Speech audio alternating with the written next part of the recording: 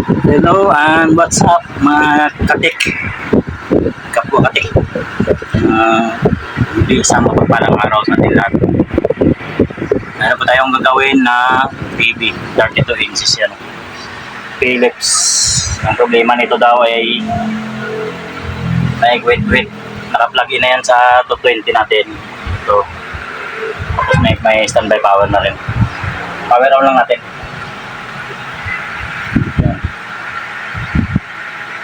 Pakita ko lang po yung problema niya. Yan, may lumalabas na. Yan o. Tumatakbo. Yan.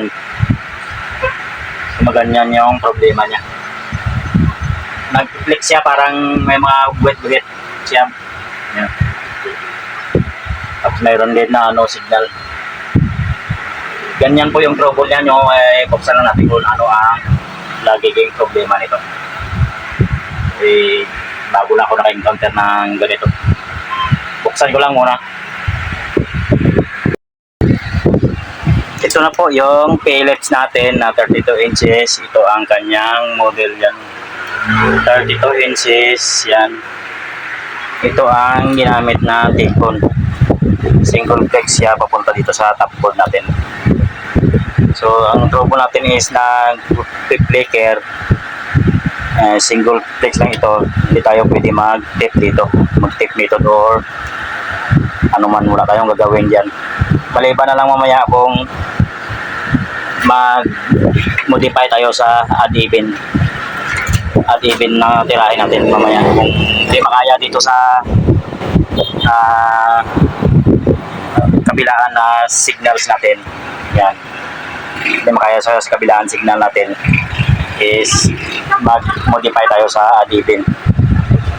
Pero unahin ko lang muna dito yung signals.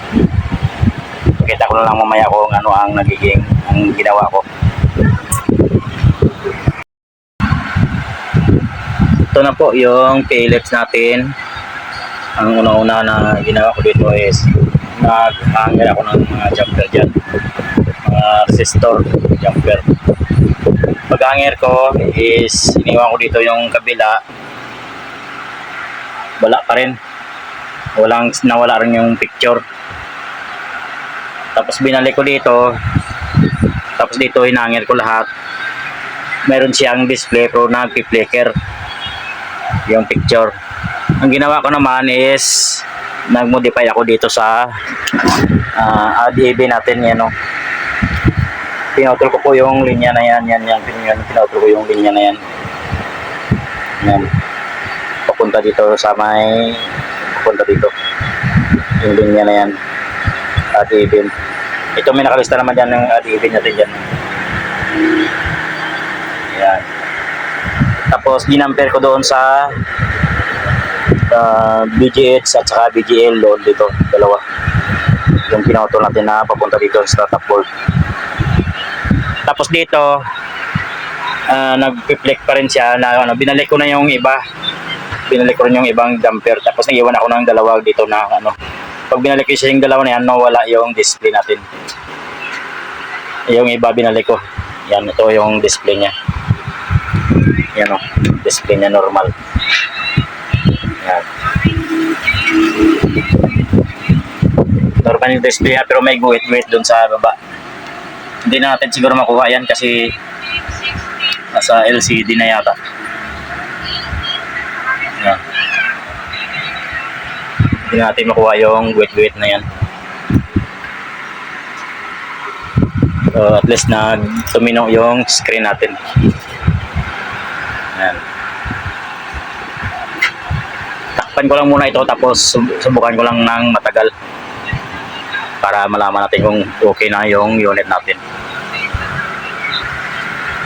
Nag-modify tayo ng ad-even, tapos binalik natin lahat ng jumper diyan at dito sa kabila is dalawa yung naiwan.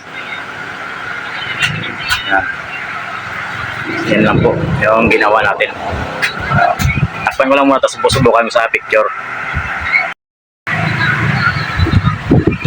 Ito na po yung Philips natin na 32 inches yan, Philips, yan yung display niya yan. So normal naman ang display niya is may guhit-guhit lang sa taas. natin nakuha. Yung maliliit din na pwede. Sa LCD na yan. Maraming salamat po sa makapanood ng video na ito. Sana po may natutunan tayo kahit kunti. Sa makadaan po ng aking channel ay maraming salamat po. God bless you all. Bye-bye.